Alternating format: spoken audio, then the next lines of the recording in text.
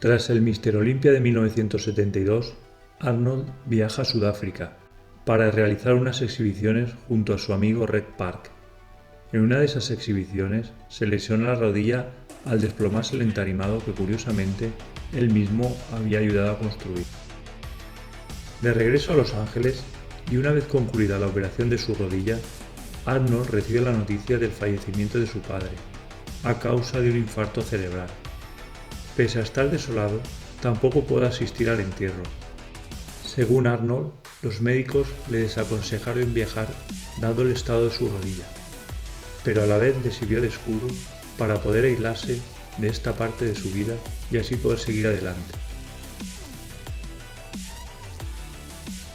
Arnold poseía 3 títulos de Míster Olympia, pero eran títulos de los que el 99% de la gente no había oído nunca hablar, aparte de la opinión negativa hacia los culturistas como profesionales del deporte.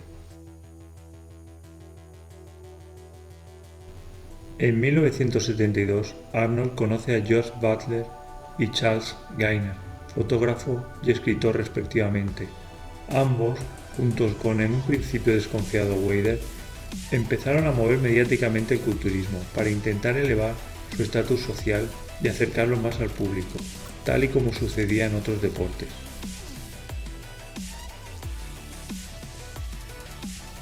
En 1973, Arnold se proclamó por cuarta vez consecutiva Míster Olympia en Brooklyn, Nueva York, con una victoria sobre Franco Columbu y Sergei Dubrev.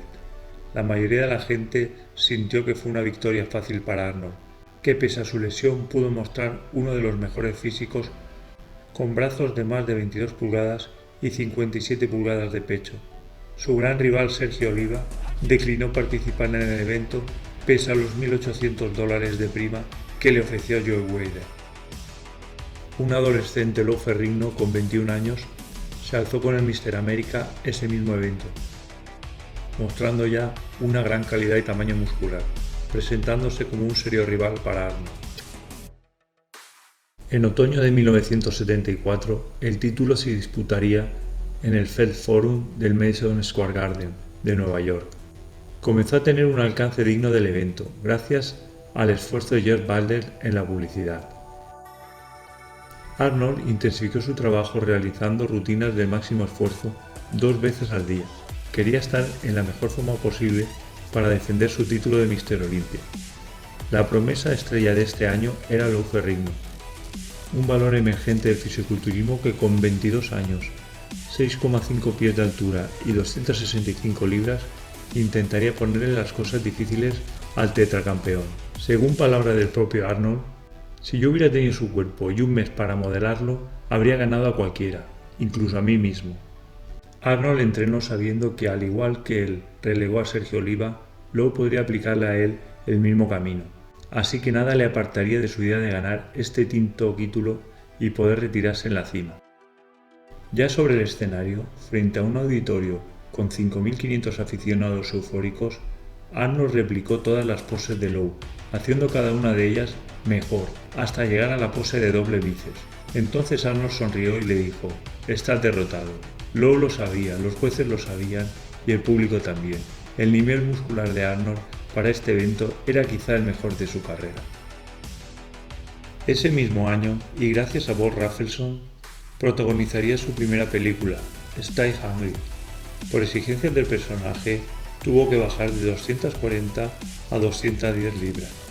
Tras finalizar el rodaje y pese a que Arnold no desea volver a competir, George Butler le quería como protagonista para rodar el reportaje Pumping Iron, que versaría sobre su preparación para el Míster Olympia del 75. Pese a que Arnold quería centrar su carrera en el cine, finalmente accedió. Arnold tuvo que volver a programar su mente, volver a recuperar el peso perdido y todo eso con las cámaras permanentemente grabando. El reportaje se centraba en la rivalidad entre dos culturistas. Lou Ferrigno entrenando en el pequeño gimnasio de Brooklyn junto a su padre y Arnold, que entrenaba en el soleado y florido Golf de California.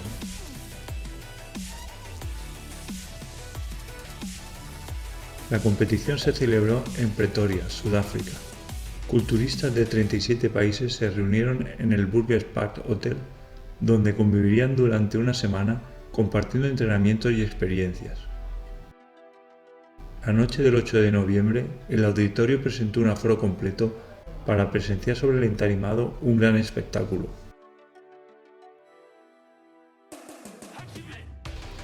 Arnold, elegante y poderoso, se alzaría con el título en la categoría de más de 200 libras, por delante de Sergei Nubret, que mostró un excelente físico. Lou Ferrigno quedaría tercero. Pese a tener un gran volumen, desaprovechó la oportunidad por falta de definición. El punto culminante del concurso vino con el duelo entre los dos amigos, Arnold y Franco, por el título general, luchando pose a pose en una decisión dividida. Arnold, por tan solo un voto, 4-3, superó a su amigo y se proclamó vencedor absoluto del Míster Olympia. Arnold, tras ganar su sexto título, anunciaría su retirada de las competiciones para poder dedicarse a su carrera en el cine.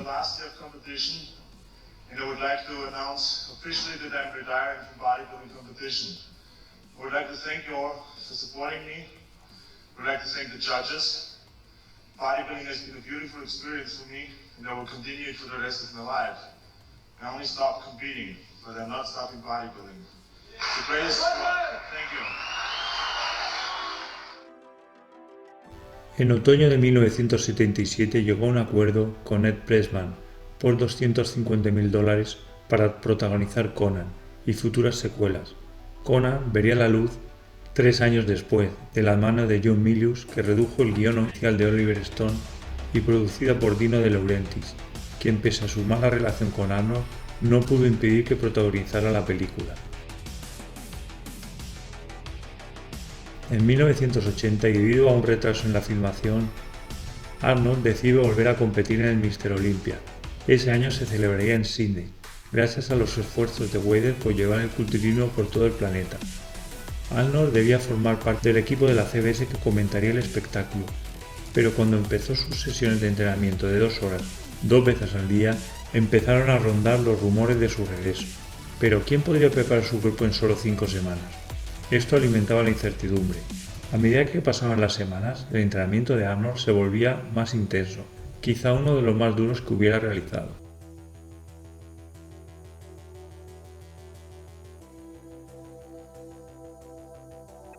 Una vez que comenzó el evento en el Sydney Opera House, se desveló el secreto y Arnold anunció que estaba ahí para competir. Esa fue una de las incidencias del concurso, dado que Arnold no estaba previamente inscrito como el resto de competidores. Aún así, se le dejó competir, obteniendo su 7ª corona de Míster Olympia y embolsándose los $50,000. Ha sido, y hasta hoy, y seguirá siendo, uno de los títulos más controvertidos. 5 de los jueces votaron a favor de Arnold, y 2 en contra, apoyando a Chris Dickerson. Y cuando anunciaron al campeón, el auditorio se mostró también dividido. Fue la primera vez que tuvo que escuchar abucheos. Varios competidores mostraron su disconformidad, incluso uno arrojó su trofeo contra el entarimado.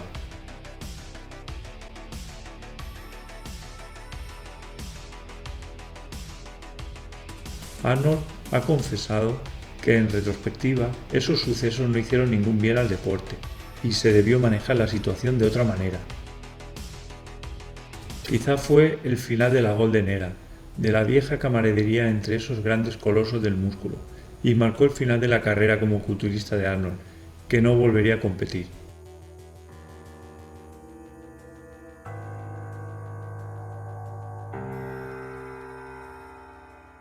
No cabe duda que Arnold es el máximo exponente de la Golden Era del culturismo. Sus logros y acciones lo han llevado a ser leyenda de este deporte. La historia de un niño que, motivado por sus sueños, alcanzó la fama a nivel mundial es la quimera de cualquier deportista. Actualmente Arnold está presente en la mente de cada amante de los hierros de manera casi subconsciente. Su vida demuestra una vez más que los retos son insignificantes ante la voluntad de los más fuertes. Establecer metas, hacer que sucedan y trabajar duro, esta es la filosofía de Arnold. En palabras de Arnie, el fracaso no es una opción, todos tienen que tener éxito.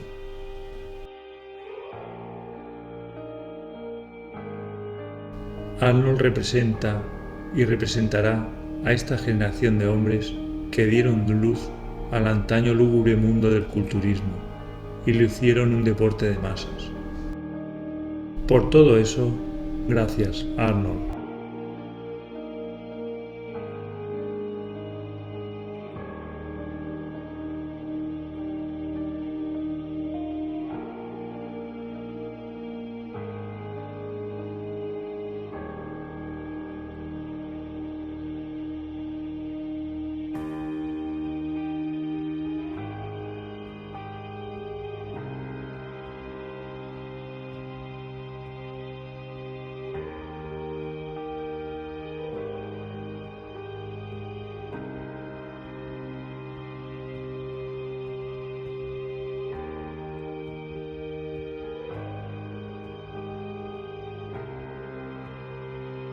Si te ha gustado, no olvides suscribirte y darle like. Gracias.